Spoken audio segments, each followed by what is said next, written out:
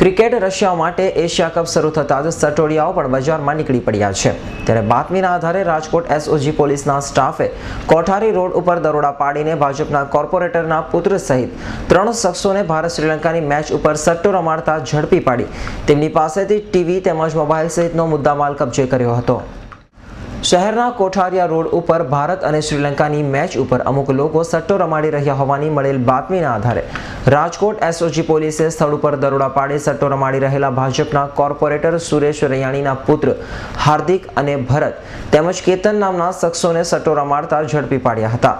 પોલીસે આરોપીઓની અંગઝડતી કરતા તેમની પાસેથી 8 મોબાઈલ ફોન, એક બાઇક, 45,000 રોકડા મળી કુલ ₹1,30,000નો મુદ્દામાલ કબજે લીધો હતો।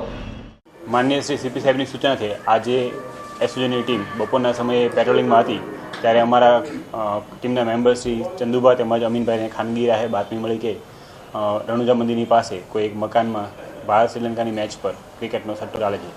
આ જગ્યાએ જઈ ત્યાં રેડ કરતા ત્યાંથી 3 ઈસમો કે જેનું નામ છે હાર્દિક સુરેશભાઈ રૈયાણી, જે ભાજપના વોર્ડ નંબર 5ના કોર્પોરેટર છે, તેમના પુત્ર છે, તેમજ એક ભરત નામનો શખ્સ તેમજ એક કેતન નામનો શખ્સ તે જગ્યાએથી આવી રીતે મેચની ભારત શ્રીલંકાની મેચ ઉપર સટ્ટો લેતા મળી આવ્યા। તેમની પાસેથી એક ટીવી, 8 મોબાઈલ, એક પલ્સર બાઇક તેમજ 45,000 રોકડા એમ કરી કુલ ₹1,21,000નો મુદ્દામાલ કબજે કરેલ છે।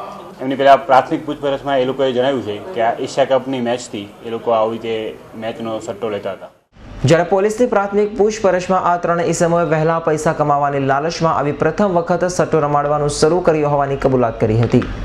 Devang Bhojani, S9 news, Rajkot.